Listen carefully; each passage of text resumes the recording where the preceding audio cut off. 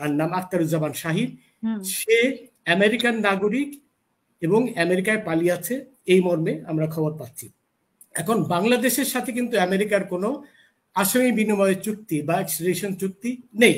সুতরাং যুক্তরাষ্ট্র সরকার চাইলেও কিন্তু তাকে বাংলাদেশে পাঠাতে পারবে না। শাহিনের উপস্থিতি অত্যন্ত জরুরি, এবং যেহেতু বাংলাদেশ তাকে পাবে না, ভারত তাকে পাবে, এই অর্থে কিন্তু ভারতেই তার বিচার হওয়া উচিত, কারণ শাহিনের বিচার এবং শাহিনের উপস্থিতি খুবই জরুরি। তো তথ্যর আদান প্রদান, কিন্তু ইন্টারপোলের কোনো ক্ষমতা নেই কোনো ব্যক্তিকে পাঠানো তো দূরের কথা, গ্রেপ্তার করার। তো সেই কথাটি না জেনেই অনেকে উল্টাপাল্টা বলতে থাকে যে ইন্টারপোল ধরে নিয়ে আসবে। ইন্টারপোলের অবভিয়াসলি সেই ধরনের কোনো ক্ষমতাই নেই। ডিএনএ কিন্তু থাকে, এবং সেই ডিএনএ সাধারণত নষ্ট হতে অনেক সময় লাগে। সুতরাং ডিএনএ পরীক্ষার মাধ্যমে এটি প্রমাণ করা খুব কঠিন হবে না যে এই যে মাংসপিণ্ডগুলো এবং চুল পাওয়া গেছে সেটি আসলে কার। আমি সিনিয়র অ্যাডভোকেট খোরশেদ আলম খানের কথার সাথে একটা জিনিস সংযোজন করতে চাই, যে দুদকের অভিযোগের ভিত্তিতে সম্প্রতি একজন সার্ভিং ডিআইজি, আইজির ডেপুটি, তারও কিন্তু জেল হয়েছে, সম্ভবত 10 বছর জেল হয়েছে, এবং সেও কিন্তু একজন 6 বছর। স্যার ওটা হলো ডিআইজি মিজান। এবং স্যার আর একটু ইনফরমেশন আছে, তার সাজা হাইকোর্টে বহাল রেখেছে, বুঝলেন হাইকোর্ট। সেও কিন্তু একজন ঊর্ধ্বতন পুলিশ কর্মকর্তা, ইন্সপেক্টর জেনারেল, তার নিচে অ্যাডিশনাল ইন্সপেক্টর জেনারেল, তার নিচেই হলো ডেপুটি ইন্সপেক্টর জেনারেল ডিআইজি, তারও জেল হয়েছে। এবং এমনিতেই আরো অনেক পুলিশ কর্মকর্তার কিন্তু বিভিন্ন সময়ে বিভিন্ন অপরাধে সাজা হয়েছে। সুতরাং এই কথা বলার পক্ষে কোনো যুক্তি নেই যে একজন ক্ষমতাবান পুলিশ কর্মকর্তা, আর আগে তো বললাম 2003 সালে আইজির জেল হয়েছিল আদালত অবমাননা দেয়, এবং শহীদুল হক তার নাম, সে কিন্তু একেবারে জিয়াউর রহমানের নিজস্ব লোক ছিল এবং অত্যন্ত প্রভাবশালী ছিল, বেনজিরের থেকে অনেক বেশি প্রভাবশালী ছিল সেই বিএনপির আমলে, এবং হাইকোর্ট তাকে সাজা দেওয়ার পরে সে চাকরি থেকে বরখাস্ত হয়েছে। এখন আনোয়ার আজিম সম্পর্কে যে কথাটি খুরশিদ আলম কিছুটা বলেছে, অপরাধ কিন্তু হয়েছে দুদেশেই। অপরাধের সূত্রপাত বাংলাদেশে ষড়যন্ত্রের মাধ্যমে, ষড়যন্ত্রটা হয়েছিল যতটুকু আমরা পত্রপত্রিকা খবর পাচ্ছি বাংলাদেশে, সেই অপরাধ সমাপ্ত হয় কলকাতায়। সুতরাং দুদেশেই অপরাধ হয়েছে, এজন্য দুদেশেই কিন্তু মামলা হতে পারে, আমি এটার ব্যাখ্যা একটু পরে দিচ্ছি। এবং এছাড়াও আমাদের আইন অনুযায়ী কোনো বাংলাদেশি নাগরিক বিদেশে কোনো অপরাধ করলে তার কিন্তু বাংলাদেশে বিচার হতে পারে। এখন ভারতেই বিচার হওয়াটা আপনার উচিত, এই জন্য যে মূল আসামি বলে যাকে আমরা জানি, শাহিন বোধহয় তার নাম, আখতারুজ্জামান শাহিন, সে আমেরিকান নাগরিক এবং আমেরিকায় পালিয়ে আছে, এই মর্মে আমরা খবর পাচ্ছি। এখন বাংলাদেশের সাথে কিন্তু আমেরিকার কোনো আসামি বিনিময় চুক্তি বা এক্সট্রাডিশন চুক্তি নেই। সুতরাং যুক্তরাষ্ট্র সরকার চাইলেও কিন্তু তাকে বাংলাদেশে পাঠাতে পারবে না। এমনকি যুক্তরাজ্য সরকার যদি চায়, আসামি পাঠানোর আরেকটি প্রক্রিয়া হলো ইমিগ্রেশন আইন, ডিপোর্ট করা। আপনি বিলাতে থাকেন, সুতরাং এটা সম্পর্কে নিশ্চয়ই আপনার ভালো পরিচয় আছে। যেমন অতীতে বঙ্গবন্ধু খুনি মহিউদ্দিনকে এই ডিপোর্টেশন প্রক্রিয়ার মাধ্যমে যুক্তরাষ্ট্র সরকার বাংলাদেশে পাঠিয়েছিল, কিন্তু এই শাহিনকে এই প্রক্রিয়ায় পাঠানো সম্ভব না, এই জন্য যে শাহিন যুক্তরাষ্ট্রের নাগরিক, কোনো নাগরিককে কিন্তু ইমিগ্রেশন প্রক্রিয়ায় বাইরে পাঠানো যায় না।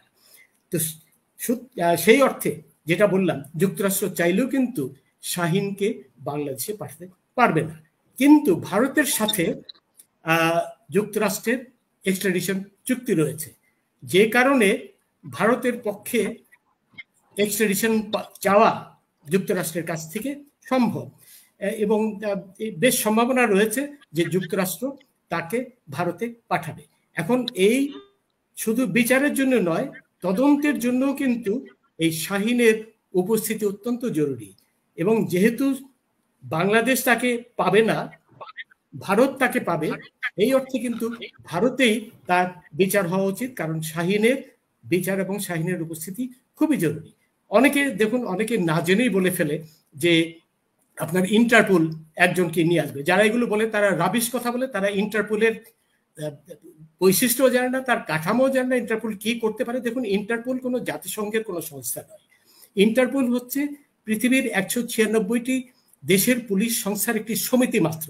এর কোনো ক্ষমতা নেই কোনো দেশ থেকে কাউকে পাঠিয়ে, তো দূরের কথা, কোনো দেশে যে কাউকে গ্রেপ্তার করার, কারণ সেটি হবে একটি দেশের সার্বভৌমত্বের হস্তক্ষেপ করার সামিল। অনেকে এই উল্টোপাল্টা কথাটি, অবান্তর কথাটি বলে থাকে না জেনে, ইন্টারপোল কি কি করতে পারে এসব না জেনে। ইন্টারপোলের অনেক গুরুত্বপূর্ণ দায়িত্ব রয়েছে। যেমন এই মুহূর্তে শাহীন কোথায় আছে, যদি যুক্তরাষ্ট্রে থেকে থাকে, যুক্তরাষ্ট্রের কোন রাজ্যে আছে, কোন শহরে আছে, কোন ঠিকানায় আছে, এগুলো বাংলাদেশ পুলিশ বা ভারতের পুলিশ কারো পক্ষে জানা সম্ভব নয়। এই জন্য ইন্টারপোলের সহায়তা প্রয়োজন, কারণ ইন্টারপোলই এই খবরগুলো দিতে পারে।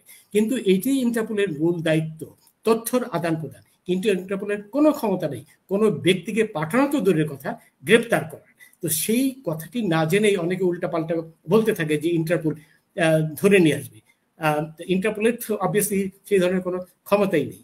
আর যাকে নেপালের সিয়াম নামে একজনকে নেপাল পুলিশ গ্রেপ্তার করেছিল, সেইখানে জিহাদকে গ্রেফতার করেছিল, তারপরে সিয়ামকে, বাট সিয়ামও তো নেপালি, সেখান থেকে আনা নিয়ে একটা জটিলতা। সিয়ামকে এইটি নেপাল কিন্তু আপনার ইমিগ্রেশন প্রক্রিয়াতেই তাকে বাংলাদেশে পাঠাতে পারত। কারণ প্রথম কথা, সে ইমিগ্রেশনকে প্রতারণা করেছে। কারণ ইমিগ্রেশনকে জানাতে হয়, আপনারা যারা বিদেশে যান আসেন তারা সবাই জানেন যে তার কাছে একটা প্রশ্ন থাকে যে তুমি কোনো দেশে সাজাপ্রাপ্ত হয়েছে কিনা বা বিচারাধীন আছে কিনা। এই কথাটি তো সিয়াম নিশ্চয়ই গোপন করেছে যখন সে নেপালে প্রবেশ করলো। তো এই কারণে তার ভিসা তো একেবারে পত্রপাঠ বন্ধ করে তাকে বাংলাদেশে ডিপোর্ট করতে পারত নেপাল। কিন্তু সমস্যা হলো, নেপালের সাথে আবার ভারতেরও কিন্তু এক্সট্রাডিশন চুক্তি রয়েছে, এবং যেহেতু ভারত তার এক্সট্রাডিশন চেয়েছে, নেপাল এই মর্মে সিদ্ধান্ত নিয়েছে যে ভারতের কাছেই তাকে পাঠানো উচিত। সম্ভবত এই কথা ভেবে যে ভারতেই তো বিচার হতে যাচ্ছে, সুতরাং ভারতের কাছেই পাঠানো উচিত। এতে ক্ষতির কিছু নেই, কারণ সিয়ামকে ভারতীয় পুলিশ তদন্ত করে অনেক কিছু বের করতে পারবে। এবং আমরা এই পর্যন্ত দেখতে পাচ্ছি যে ভারতীয় পুলিশ, পশ্চিমবঙ্গের সিআইডি কেন, সারা ভারতের পুলিশ খুবই সহানুভূতির সাথে এই ব্যাপারে সহযোগিতা করছে। সুতরাং আমরা মনে করি যে দিন শেষে সত্য বেরিয়ে আসবে এবং অপরাধীদের বিচার ঠিক মতো হবে, এবং বিচারে যদি তারা দোষী প্রমাণিত হয় তাদের সাজা হবে। এখন বড় কথা হলো কোথায় বিচার হবে, তার থেকে বড় কথা হলো বিচার হওয়া এবং দোষী হলে দোষীদের। কিন্তু মানে দুই দেশে, যেহেতু দুই দেশে কি মামলা হতে পারে, মানে এখানে একটা সমস্যা হলো, যেমন একটা আমরা যদি দুই ভাগে ভাগ করি, ষড়যন্ত্র কিন্তু আলাদা একটা অপরাধ। হ্যাঁ, ষড়যন্ত্র তো হয়েছে বাংলাদেশে।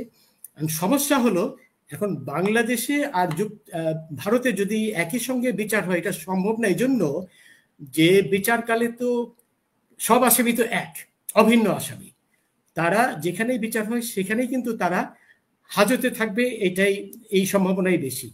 এটা খুব আনলাইকলি যে তারা জামিন পাবে। সম্ভবত তারা 302-এর মামলায় তো জামিন পাওয়ার কথা নয়, এবং ষড়যন্ত্রের মামলায় জামিন পাওয়ার কথা নয়। সুতরাং তারা বিচার চলাকালে এই আসামিরা যারা ভারতে আছে তারা ভারতে হাজতে থাকবে, যারা বাংলাদেশে আছে তারা বাংলাদেশে হাজতে থাকবে। সুতরাং সেইটা একটা প্র্যাকটিক্যাল প্রবলেম আছে, কিন্তু আইনত কোনো সমস্যা নেই, দুদেশেই বিচার হতে পারে। বিশেষ করে আপনার ষড়যন্ত্রের বিচারটা বাংলাদেশে হতে পারে, কিন্তু একই সাথে এটি সম্ভব না, এই জন্য যে সব আসামি তো এক, এরা তো দুদেশেই আপনার অন্তরীণ থাকবে বিচার চলাকালে, এই একটি সমস্যা।